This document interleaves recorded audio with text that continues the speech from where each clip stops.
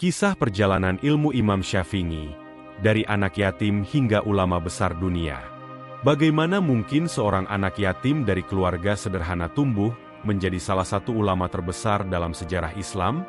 Bagaimana perjuangan dan perjalanan panjangnya dalam menuntut ilmu, hingga ilmunya tetap hidup dan menjadi pedoman umat Islam hingga hari ini? Assalamualaikum warahmatullahi wabarakatuh. Selamat datang di channel ini. Kali ini kita akan mengupas kisah luar biasa dari seorang ulama besar, Imam Syafi'i. Jangan lupa untuk subscribe, tekan loncengnya, dan tulis di kolom komentar kamu dari daerah mana. Yuk, kita mulai. Imam Syafi'i, yang bernama lengkap Muhammad bin Idris Syafi'i, lahir pada tahun 150 Hijriah, 767 Masehi, di Gaza, Palestina. Kelahirannya bertepatan dengan wafatnya Imam Abu Hanifah, salah satu pendiri mazhab fikih terbesar. Sejak kecil, Syafi'i telah kehilangan ayahnya, sehingga ia tumbuh di bawah asuhan ibunya yang berasal dari suku Quraisy, salah satu suku terpandang di Mekah. Karena kondisi ekonomi keluarga yang sederhana, ibunya membawa Syafi'i kecil kembali ke Mekah, kampung halaman nenek moyangnya. Di kota suci ini, ia memulai pendidikannya dengan sangat luar biasa. Sejak usia belia, ia telah menunjukkan kecerdasan yang luar biasa dan kegemaran yang mendalam terhadap ilmu. Tak seperti anak-anak lain yang sibuk bermain, Syafi'i menghafal Al-Quran sejak usia 7 tahun. Tak berhenti di situ, ia juga menghafal berbagai syair Arab klasik, yang membantunya menguasai bahasa Arab dengan sangat fasih. Namun, ada satu kendala besar. Keluarganya miskin. Imam Syafi'i tidak mampu membeli kertas untuk mencatat pelajarannya. Demi menuntut ilmu, ia menggunakan tulang-tulang unta dan pecahan tembikar sebagai media tulis. Semangatnya tidak surut hanya karena keterbatasan ekonomi. Inilah awal dari perjalanan panjangnya dalam dunia keilmuan yang kelak menjadikannya salah satu ulama terbesar sepanjang sejarah Islam. Setelah menyelesaikan hafalan Al-Quran, Syafi'i mulai mencari guru-guru terbaik di Mekah. Salah satu gurunya yang pertama adalah Muslim bin Khalid Az-Zanji, seorang ulama besar yang mengajarkan fikih kepada Imam Syafi'i muda. Dalam waktu singkat, ia berhasil menguasai ilmu fikih yang diajarkan di Mekah. Namun ia masih merasa haus akan ilmu yang lebih luas.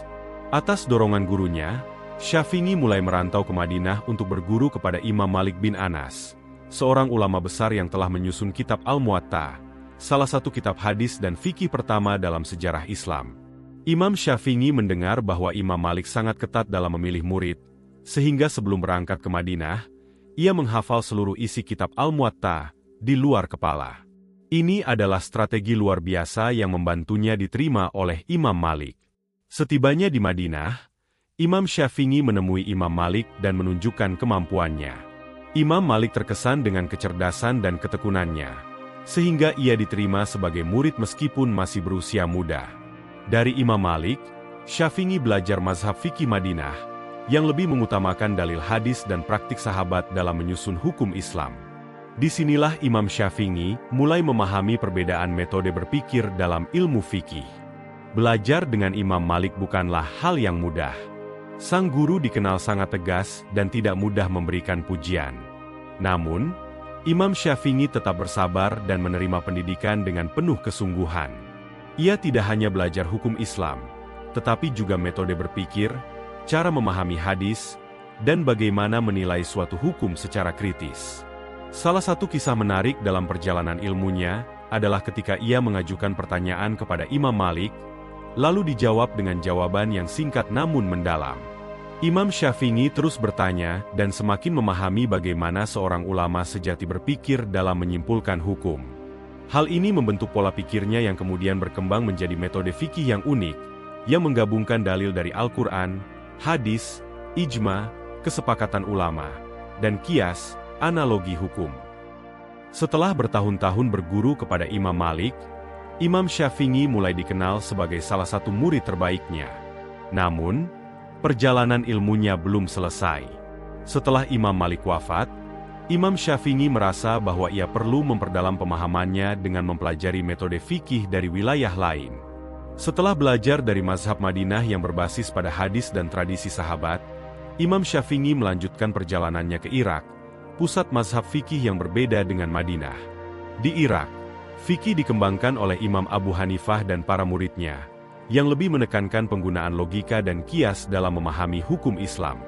Disinilah Imam Syafi'i mulai belajar dari murid-murid Imam Abu Hanifah, seperti Muhammad bin Hasan Asy-Syaibani, seorang ahli fikih yang sangat menguasai metode Ahlur Ra'yi, mazhab yang mengutamakan logika dan rasionalitas dalam hukum Islam.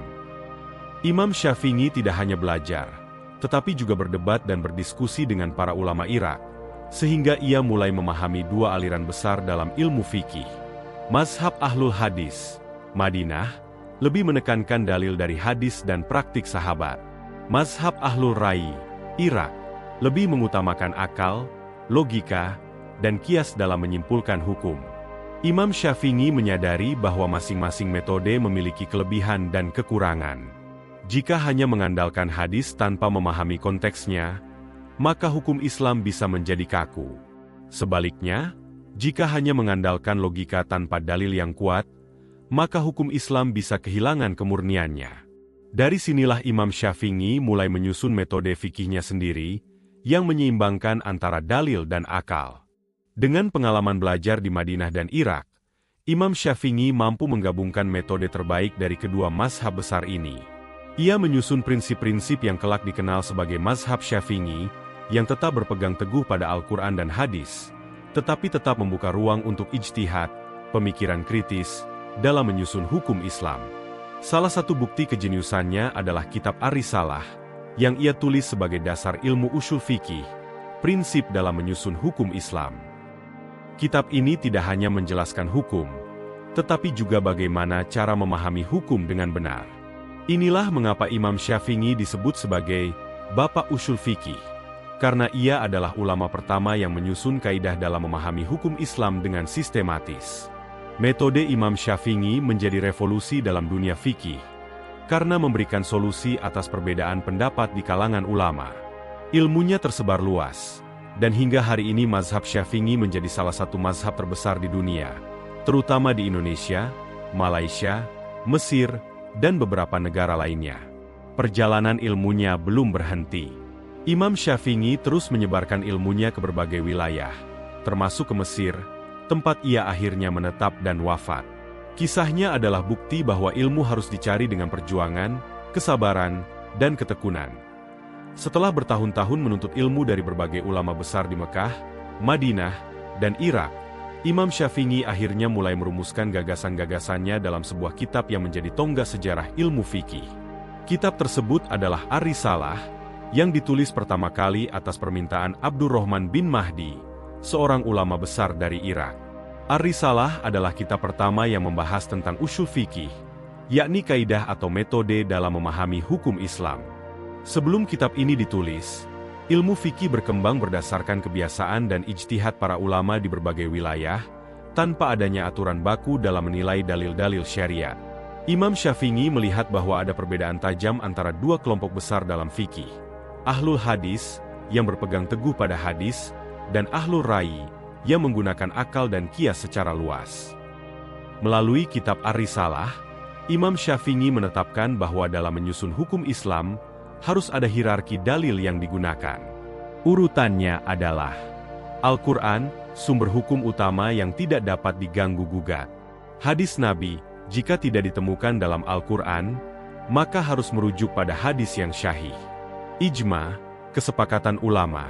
Jika tidak ada hadis yang jelas, maka kesepakatan ulama dapat dijadikan landasan hukum. Kias, analogi hukum. Jika tidak ada dalil dari tiga sumber di atas, maka digunakan kias berdasarkan kaidah yang kuat. Inilah yang menjadikan Imam Syafi'i pionir dalam ilmu ushul fikih, karena ia adalah orang pertama yang menetapkan metode sistematis dalam menggali hukum Islam. Kitab Ar-Risalah kemudian menjadi rujukan utama bagi ulama setelahnya dan dijadikan fondasi dalam berbagai mazhab fikih. Setelah menulis Ar-Risalah dan menyebarkan ilmunya di Irak, Imam Syafi'i merasa bahwa pemikirannya belum sepenuhnya matang. Ia ingin menyempurnakan mazhabnya dengan memperluas pemahamannya dan berdialog dengan ulama di wilayah lain. Karena itu, ia memutuskan untuk pergi ke Mesir, sebuah pusat ilmu yang memiliki tradisi keislaman yang kuat. Di Mesir, Imam Syafi'i bertemu dengan banyak murid dan ulama yang memiliki pemahaman fikih yang berbeda. Salah satu yang paling berpengaruh adalah murid-murid Imam Al-Laits bin Sa'ad, seorang ahli fikih Mesir yang metode berpikirnya banyak berbeda dengan Imam Malik. Imam Syafi'i mulai mengkaji ulang pemikiran dan metode fikihnya, kemudian menyempurnakan pendapat-pendapatnya dengan cara yang lebih luas dan fleksibel. Di Mesir inilah Imam Syafi'i menyusun mazhab Syafi'i versi terbaru, yang dikenal sebagai Qaul Jadid, pendapat baru. Ini berbeda dengan pemikirannya saat masih di Irak, yang disebut Qaul Qadim, pendapat lama. Imam Syafi'i melakukan banyak revisi dalam hukum-hukumnya setelah mendapatkan wawasan baru dari ulama Mesir. Banyak orang dari berbagai penjuru datang ke Mesir untuk berguru kepadanya. Di antara murid-muridnya yang terkenal adalah Al-Muzani dan Ar-Rabi bin Sulaiman, yang kemudian menjadi penyebar mazhab Syafi'i di berbagai belahan dunia. Pada tahun 204 Hijriah, dalam usia 54 tahun, Imam Syafi'i wafat di Mesir setelah meninggalkan warisan keilmuan yang luar biasa. Namun, meskipun ia telah tiada, pemikirannya tidak pernah mati. Mazhab Syafi'i terus berkembang dan menjadi salah satu mazhab terbesar dalam dunia Islam, terutama di Indonesia, Malaysia, Mesir, Yaman, dan sebagian besar wilayah Syam. Salah satu keunggulan mazhab Syafi'i adalah keseimbangan antara dalil nakli, wahyu, dan akal, logika. Mazhab ini tidak hanya bergantung pada hadis dan Al-Quran, tetapi juga mempertimbangkan konteks sosial dan kondisi masyarakat dalam menyusun hukum Islam. Inilah yang membuatnya diterima luas oleh umat Islam di berbagai negara. Selain itu, Imam Syafi'i juga meninggalkan banyak kitab lain yang menjadi rujukan penting dalam ilmu Islam, seperti Kitab Al-Umm, kitab fikih lengkap yang mencakup berbagai masalah hukum Islam. Ar-Risalah, kitab tentang usul fikih, yang menjadi dasar dalam memahami kaidah hukum Islam.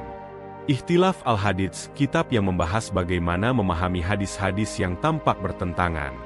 Semua warisan ini menunjukkan bahwa ilmu Imam Syafi'i tidak hanya bersifat teoritis, tetapi juga sangat aplikatif. Kisah hidup Imam Syafi'i penuh dengan pelajaran yang sangat berharga bagi siapapun yang ingin menuntut ilmu. Dari perjalanannya, kita bisa belajar beberapa hal penting. Ilmu harus dicari dengan perjuangan. Imam Syafi'i rela merantau jauh dari Mekah ke Madinah, Irak, dan Mesir demi mencari kebenaran dalam ilmu Islam. Jangan merasa cukup dengan satu guru. Imam Syafi'i berguru kepada banyak ulama dengan berbagai latar belakang, sehingga ia memiliki wawasan yang luas dan metode berpikir yang kuat. Ilmu harus berkembang. Ia tidak hanya menerima ilmu dari gurunya begitu saja, tetapi juga melakukan analisis, perbandingan, dan penyempurnaan terhadap ilmu yang ia pelajari. Jangan fanatik buta terhadap satu pendapat. Imam Syafi'i merevisi banyak pendapatnya setelah mempelajari lebih dalam dari para ulama lain. Dari kisah ini, kita bisa melihat bahwa ilmu bukan hanya soal menghafal, tetapi juga soal memahami, menganalisis, dan mengembangkan. Itulah kisah perjalanan ilmu Imam Syafi'i, seorang anak yatim yang tumbuh menjadi ulama besar dunia. Semangat dan perjuangannya dalam menuntut ilmu menjadi inspirasi bagi kita semua. Bagaimana menurut kamu? Pelajaran apa yang paling berkesan dari kisah ini? Tulis di kolom komentar.